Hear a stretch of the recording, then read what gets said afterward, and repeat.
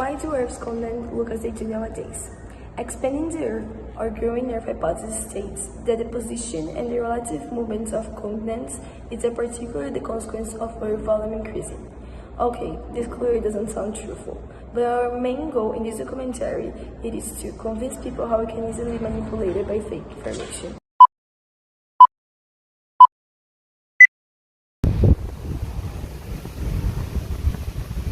Again, the supercontinent that compose Earth's land. So-called experts argue that from this supercontinent, modern continents were formed through continental drift, which is the idea that Earth's continents have moved away from each other, drifting through the ocean floor. Entire continents, rocky surfaces, moving thousands of kilometers to conveniently move the speed nowadays.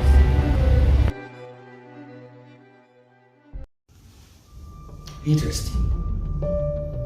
Absolute madness. How about a simpler answer? Plurality should not be possessed with a necessity, such that a simpler explanation of an entity should be true.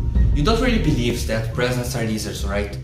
We know, and you should too, that a simpler answer is true, that the Earth indeed expanded.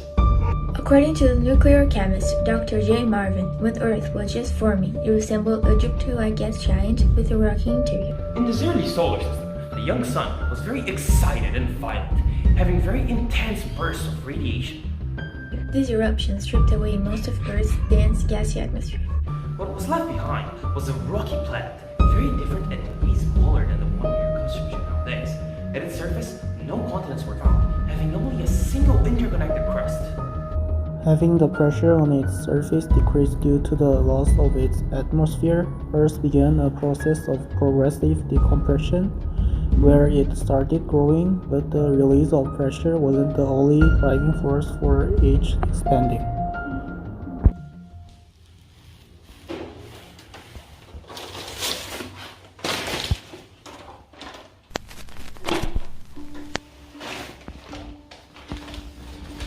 Aldridana Cotter, from NASA Science NASA, wrote that every day about 100 tons of meteoroids enters the Earth's atmosphere. The energy released when meteoroids impact the Earth's atmosphere are even greater. The energy released when they impact Earth's surface is so great that they compress Earth a tiny bit. But this is done 100 million-fold, resulting in an exponentially larger decompression from Earth's surface itself, and therefore expanding more. Think about a spring. When you compress it, it decompresses rapidly, and doesn't it look like it was doing so with an exponentially greater force? These two factors of the billions of years have made it so that the Earth has increased in volume. Brandon Bowler of the Department of Astronomy from the University of Texas, Austin, said that in simpler terms, we just don't know very much about how some planets grow. NASA literally said the same thing. We can even find evidence for this on rocks nowadays. These rocky formations were formed by the expansion of the Earth. As it grows, the ocean floor is further away from itself, cracking. These cracks are then filled up by magma, expanding the ocean floor. Some skeptics have raised an experiment that tries to prove that the Earth is not expanding, even though we have a myriad of evidence proving this as a scientific fact. To talk about this, we reached out to a professor who discovered a loophole in the experiment. This professor has made an argument, is Professor Sahel, and her video is now hot topic.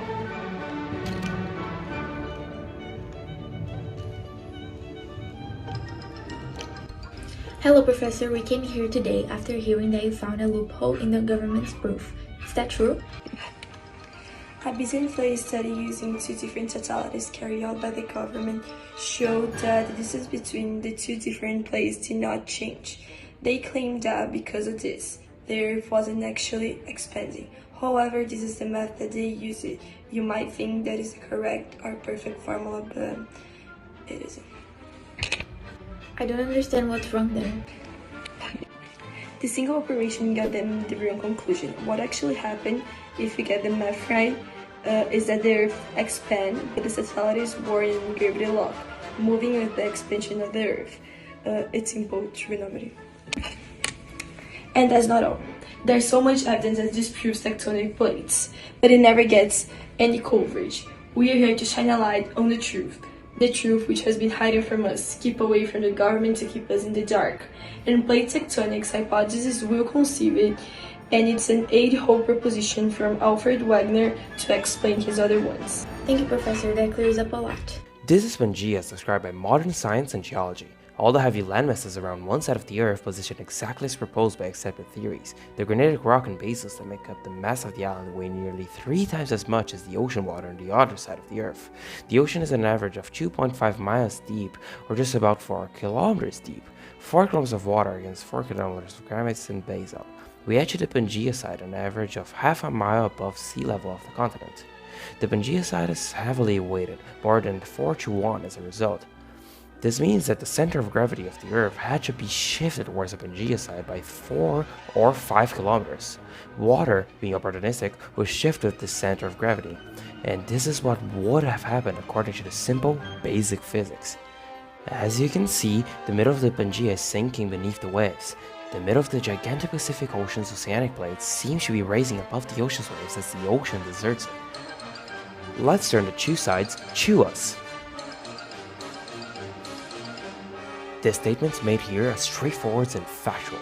Anyone can do the math. Nothing is hidden, nothing is taken. This is not the picture that current geology presents to us. If Pangea ever existed, this is what the Earth had to look like. Life would have developed separately and differently in mid-Pacific than on the ring island of Pangea, and evidence such an island would be in existence, and it's not. There you go, dear viewer. Be advised not to trust everything that is fed to you, and do your own research. This video should be the proof of that.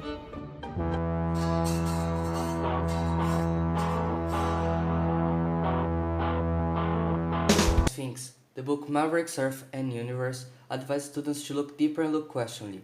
We can definitely prove the other theories. On the contrary, we can say we're closer to disprove them, as so much evidence indicates that the Earth is expanding, as so much of what is undefined today would be finally make sense. Pathological monsters, cried the terrified mathematician. Every one of them was a splinter in my eye. I hate the Pino space in the Cope curve. I fear the Cantor turn reset. The Sierpinski gasket makes me wanna cry.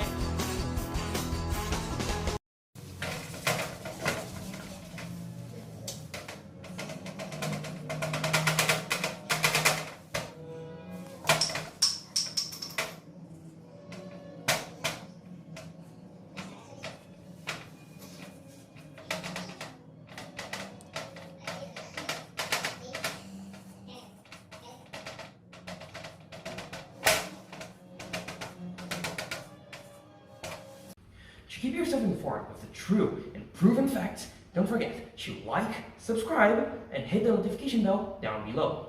Thank you for watching, and don't forget, don't believe everything you are told.